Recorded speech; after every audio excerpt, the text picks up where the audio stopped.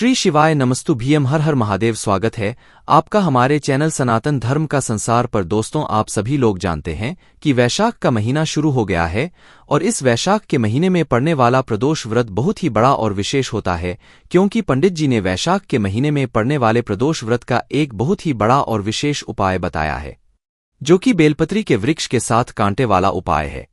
अब दोस्तों, ये वाला उपाय बहुत सारे लोग भूल गए होंगे। ये कुछ लोगों को इस वाले उपाय के बारे में याद भी नहीं होगा।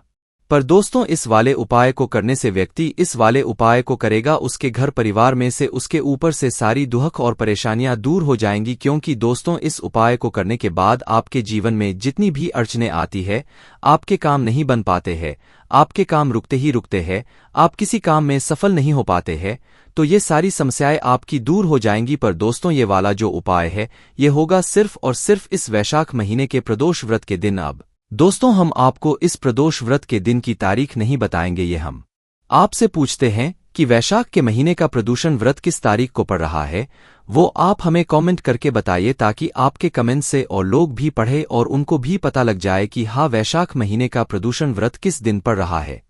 क्योंकि अगर आप लोग खुद से लिखोगे कमेंट सेक्शन में, तो आप लोगों को याद रहेगा कि हाँ, इस दिन वैशाख महीने का प्रदूषण व्रत पड़ रहा है और इस दिन हमें बेलपत्री के साथ कांटे वाला उपाय भी जरूर करना है और हमारे जीवन से दुख और परेशानियों को दूर भी जरूर करना है।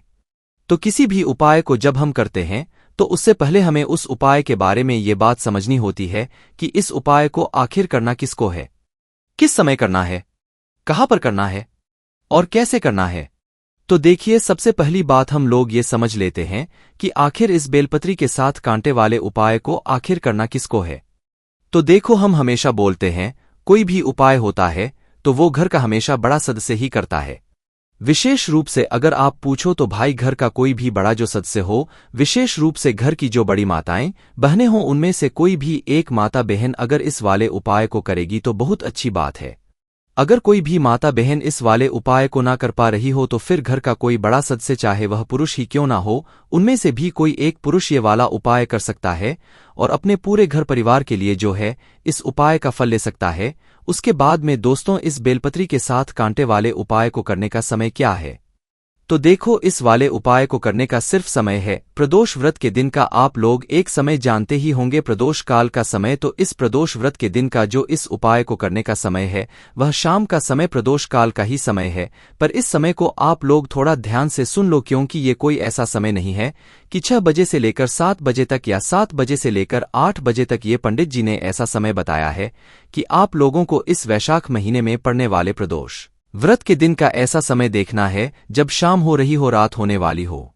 इन दोनों के बीच का जो समय होगा, मतलब जब शाम होने वाली हो, बिल्कुल हो ही चुकी हो, और रात भी होने वाली हो, तो इसके बीच के समय में आप लोगों को इस बेलपत्री के साथ कांटे वाले उपाय को करना है। मतलब आपको उपाय को करने की जो तैयारी है वो पहले से कर लेना है, और जैसे ही ये समय होता है तो आपको उपाय करना शुरू कर देना है। इस तरीके से आप लोगों को ये वाला उपाय करना है। अब दोस्तों, इसके बाद में जो अगला सवाल आता है कि इस बेलपत्री के कांटे वाले उपाय को आखिर हमें करना कहाँ पर है, तो देखो, वाले उपाय को आपको अपने घर ही के पास में जो शिव मंदिर हो वहां पर जाकर करना है। इसमें कोई अलग से यहां पर बात नहीं है। इस वाले उपाय को आप अपने घर पर नहीं कर सकते हो। इसी के साथ में दोस्तों, अब जो ये उपाय होगा, इस उपाय को करने में हमें किस किस सामग्री की आवश्यकता होगी, ये हम आपको उपाय की विधि में बताते हैं। तो देखिए, इस वैशाख के महीने के प्रदोष व्रत के दिन किए जाने वाले इस बेलपत्री के साथ कांटे वाले उपाय को तो आप मतलब समझ गए होंगे, इसकी पूरी जानकारी समझ गए होंगे। बस अब हम आपको जानते हैं कि इस उपाय को करने की विधि क्या है। तो देखो, उपाय में के नाम में ही आप लोगों को समझ में आ रहा होगा, बेलपत्री के साथ कांटे वाला उपाय। तो इस उपाय में हमें जो है ऐसी चीज की आवश्यकता है जो कि आप लोगों ने शायद ही देखी हो, और बहुत सारे लोगों ने देखी भी हो सकती है, और बहुत सारे लोगों ने नहीं भी देखी होगी। तो इसमें हमें सबसे पहली और जरूरी चीज की आवश्यकता होगी, वो है दोस्तों बेलपत्री के कांटे। आप लोगों ने बेलपत्री के पेड़ में बेलपत्री तो बहुत बार देखी होगी, पर बहुत ही कम ऐसे लोग होंगे जिन होने बेलपत्री के पेड़ में बेलपत्री के कांटे भी देखे होंगे, तो इस उपाय में हमें बेलपत्र की आवश्यकता नहीं पड़ेगी। इस उपाय में हमें सिर्फ और सिर्फ बेलपत्री के कांटों की आवश्यकता पड़ेगी। जैसे आपने बमूल का कांटा देखा है ना, बमूल का कांटा अलग होता है, पर बेलपत्री के पेड़ में भी कांटा लगा हुआ होता है।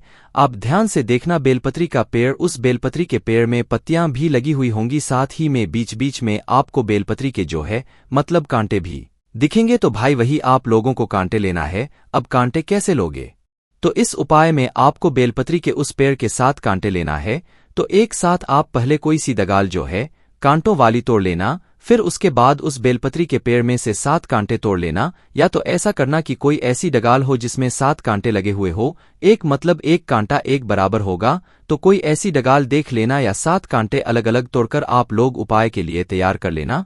ध्यान रखना, इस उपाय में हमें बेलपत्री के वृक्ष के ही कांटों की आवश्यकता होगी, वो भी 7 कांटे ही हमें लेने पड़ेंगे। इसके बाद में दोस्तों जो अगली चीज आती है वो यह है कि अब आप लोगों को जो दूसरी चीज लेनी है वह है दोस्तों एक धतूरा है ना। धतूरा भी आप लोगों ने देखा है, गोल गोल होता है और उसके गोलम गोल भी कांटे लगे हुए होते हैं।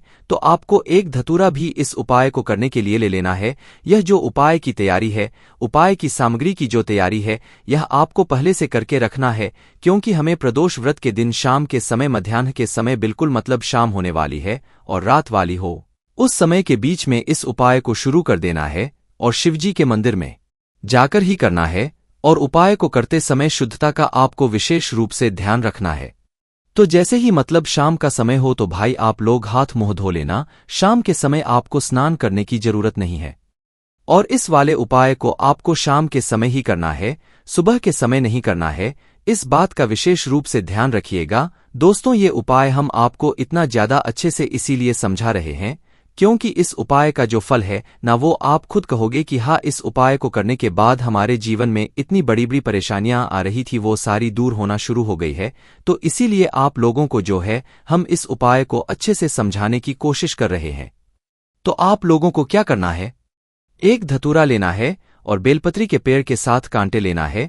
तो एक धतूरा और बेलपत्री के पेड़ के साथ कांटे अपने साथ में रखकर आपको ये करना है, शिवजी के मंदिर पहुंच जाना है। पर ऐसी गलती आप बिल्कुल मत करना, कभी भी कोई उपाय करो तो ऐसा कभी मत भगवान शिव जी के सामने दर्शाना है कि आप सिर्फ उनके पास उपाय को करने के लिए गए हुए हो। तो इसी के लिए शाम के समय, प्रदोष व्रत का दिन वैसे भी प्रदोष काल का समय रहेगा, तो अपने साथ में एक गोलबत्ती का शुद्ध देसी गाय के घी का आप लोग दीपक भी तैयार करके लेकर जरूर जाना, ठीक है। वह दीपक आप आटे का भी ले सकते हो और मिट्टी का भी ले सकते हो। तो अपने साथ में घी का दीपक जरूर लेकर जाना, वह भी शुद्ध देसी गाय का घी होना चाहिए, गोलबत्ती का वह दीपक होना चाहिए, ठीक है।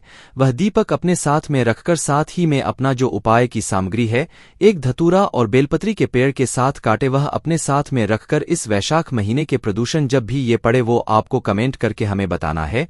और उस दिन शाम के समय प्रदोष काल में अपने ही घर के पास में जो शिव मंदिर हो वहां पर सबसे पहले आप लोग पहुंच जाइएगा। शिव जी के मंदिर में पहुंचने के बाद आप भगवान शिव जी का आशीर्वाद लीजिएगा, उनसे प्रार्थना कीजिएगा, उनसे विनती कीजिएगा। उसके बाद में शिवलिंग के पास में आप लोग बैठ जाइएगा। जाते से ही आप लोगों को उपाय नहीं करना है, इस बात का आप लोग विशेष रूप से ध्यान रखिएगा। जैसे ही शिव जी के मंदिर में पहुंचो, शिवलिंग के पास में बैठ जाओ और बैठने के बाद अपना वह दीपक लो, जो दीपक आप लोग अपने घर से तैयार करके लेकर आए हुए हो। अभी आपको उपाय नहीं करना है और जो दीपक आप लोग अपने साथ में लेकर आए हुए हो, इस दीपक को आपको घर से जलाकर नहीं लेकर आना है। इस दीपक को आपको मंदिर में आकर ही जलाना है और जिस मतलब माचिस से आप लोग दीपक जलाओगे वह माचिस आपकी होनी चाहिए, मतलब आप अपने घर से उस माचिस को लेकर आए हुए होने चाहिए। आपको उस दीपक को जलाने के लिए मंदिर की माचिस नहीं लेना है, वरना इस उपाय का फल कुछ भाग जो है उस माचिस वाले को भी मिल जाएगा जिसकी आप माचिस इस्तेमाल कर रहे हो। इसलिए अपने घर से अपनी माचिस लेकर जाना और अपनी माचिस से जो है इस अपने बनाए हुए दीपक को भगवान शिवजी के मंदिर में बैठकर जलाना।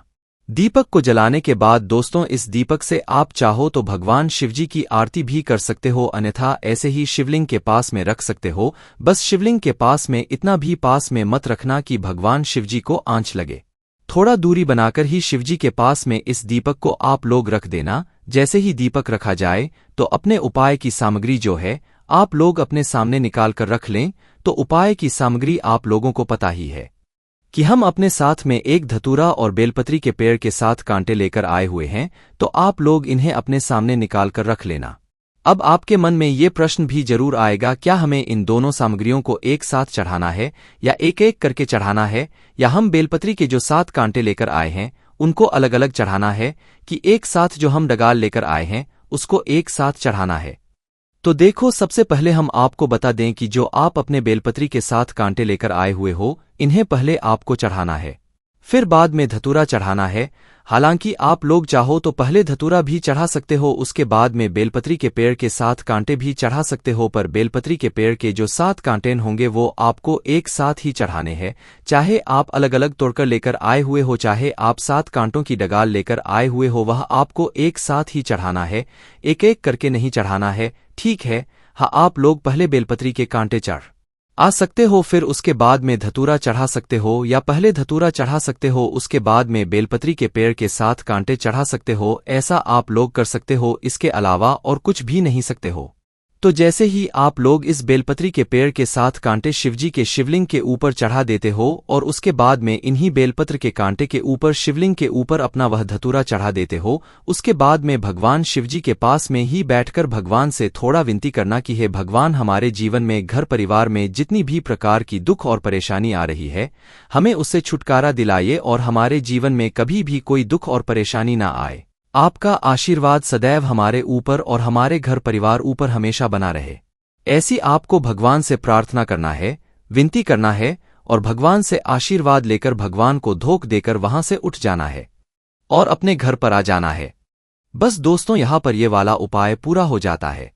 इस उपाय को करने की सबसे खास बात यह है कि इस उपाय को करने का जो फल है वो आपको उपाय को करने के बाद से ही मिलना शुरू हो जाएगा, क्योंकि इस उपाय को सिर्फ और सिर्फ वैशाख महीने के प्रदूषण व्रत के दिन, वो भी शाम के समय, जब शाम हो रही हो और रात होने वाली हो, उस समय के बिल्कुल बीचों बीच में ही, इसके अलावा और कभी नहीं करना है। बाकी दोस्तों, यहां पर ये वाला उपाय पूरा हो जाता है। इस उपाय को करने के बाद आपकी जीवन में जितनी भी प्रकार की दुख और परेशानी चल रही होगी, चाहे परीक्षा में पास ना हो रहे हो, चाहे एग्जाम में सफलता ना मिल रही हो, चाहे नौकरी ना लग रही हो, चाहे घर में लड़ाई झगड़ा होता हो, किसी भी प्रकार की परेशानी हो, दुख और समस्या हो, वे सारी आपकी दूर हो जाएगी। बाकी दोस्तों, इस उपाय करने में अगर आपको कोई भी दिक्कत समस्या आती है तो कमेंट करके पूछ सकते हैं। श्री शिवाय नमस्तु भीम, हर हर महादेव।